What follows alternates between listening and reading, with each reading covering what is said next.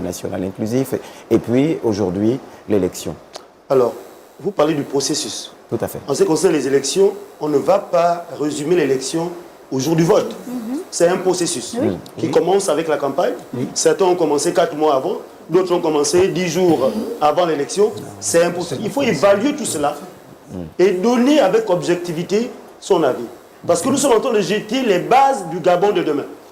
En enlevant toutes les tares que nous avons tous reprochées au système que nous avons balayé. Tout à fait. Ce sont ces tares. Alors, est-ce que ces pratiques, ils sont toujours? Oui, les mêmes pratiques. C'est-à-dire, vous arrivez quelque part, on vous dit par exemple que si vous votez le non, c'est ramener l'homosexualité. Si les populations rurales le disent, c'est qu'il y a un discours qui a été tenu. Donc, arrêtons de jeter les bases d'une discordance qui n'existe pas. Nous pensons tous à un Gabon. Chacun estime que pour aller au nouveau Gabon, il faut forcément voter la Constitution, oui à la Constitution. Il y en a qui pensent qu'il y a des choses qu'il faut corriger avant d'aller. Mais ça ne veut pas dire que parce qu'on aurait voté non, que la transition prendrait fait, on prendrait une autre direction. Non, c'est juste que certains veulent aller avec des bases propres, et il y en a qui ont dit oui, on peut aller comme ça, et puis on va corriger après. Ça veut dire qu'ils reconnaissent quelque part qu'il y a des choses à corriger. C'est donc deux positions différentes. Certains, tous ceux qui ont demandé à voter non, voulaient qu'on corrige avant d'aller. Maintenant, si les populations qui nous ont écoutés, même de manière équitable, parce que comme il l'a dit, le président de la transition a clairement pris position pendant une certaine période, même s'il a corrigé le jour de la campagne. Parce que le jour où il a lancé la campagne, il a clairement dit qu'il est, pour les noms, disons, il est le président de ceux qui voteront non, et oui. Or, entre-temps, il a pesé dans cette campagne. Il faut le reconnaître. Ayons le courage de le reconnaître. Parce que nous voulons aller vers des nouvelles bases. Un nouveau pays. Un pays où il y a l'équité, où il y a la justice. C'est tout cela. Donc ça, il faut le dire. Il faut le dire qu'il y a des choses qui ont été biaisées. Il faut le dire qu'il y en a à qui on a donné les moyens et les autres sont allés sans rien du tout. Il faut le dire. Ce n'est pas de l'équité, c'est une injustice. Donc quand on le dit, nous ne venons pas nous dire oui, c'est seulement le vote qu'il faut voir. Non, le jour du vote, nous l'avons dit. Personnellement, j'ai voté à Lambaréné. Je suis venu depuis Lambaréné, depuis 10 heures, je me suis arrêté pour voir comment le vote s'est déroulé en matière d'accalmie. Et l'accalmie, il n'y a pas eu de tiraillement. C'est déjà une bonne chose.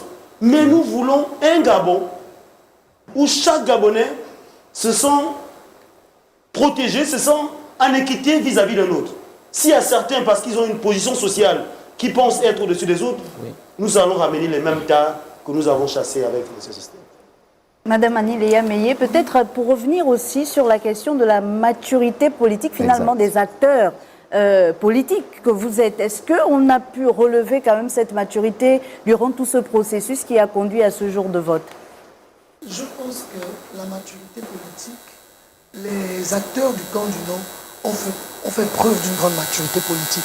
Je voudrais quand même relever quelque chose dans l'intervention de M. Ngomo. Oui, il ne faut pas parler avec condescendance. Pourquoi? Parce que lorsqu'il dit que tout le processus s'est bien passé et qu'on a accordé un espace au camp du non, parce qu'il y a eu des débats, mais c'est parce que nous l'avons demandé.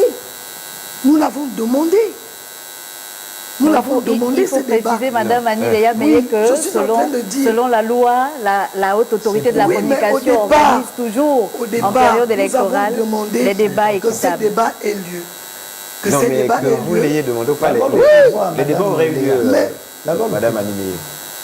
Je suis en train de dire qu'au départ, ce n'était pas facile pour le camp du non. Nous avons eu 10 jours. Lorsque M. Privan Ngomo dit que ce que nous disons, ce n'est pas vrai, là, M. Mongwani vient de le dire, c'est le président de la transition, lors d'un passage, je ne sais pas si c'est dans la Nyanga, qui avait demandé aux populations qu'il faut qu'on lui vote lui, qu'on lui donne le oui pour la Constitution. C'est lui qui a lancé ce débat. Ce ne sont pas les gens qui sont partis de la conférence, du dialogue national. Parce que c'est normal qu'après le dialogue, les discussions se poursuivaient. Les discussions se sont poursuivies, mais il n'était pas question de parler du référendum. Mais c'est le président de la transition qui a le premier lancé les hostilités en demandant aux gens de voter oui. Je répète, lorsqu'on nous dit que le processus c'est passé dans le calme, l'expert. Mais les élections au Gabon se sont toujours passées dans le calme. Ah, oui. il y a eu Les élections, il ne faut pas confondre entre... Non. Si. Il ne faut pas confondre les crises post-électorales et la période des élections. Ça se passe toujours dans le calme. D'accord. Compte tenu Maintenant, du temps qui nous... non, Allez-y, je madame. voulais ajouter une chose. Allez-y. Aujourd'hui, ça ne peut que se passer encore plus dans le calme, dans la mesure où toute l'administration est caporalisée. Toute l'administration est caporalisée. Les gens savent que ce sont les militaires qui occupent l'administration, ainsi que, allez-y, qu'est-ce qui s'est passé dans les bureaux de vote?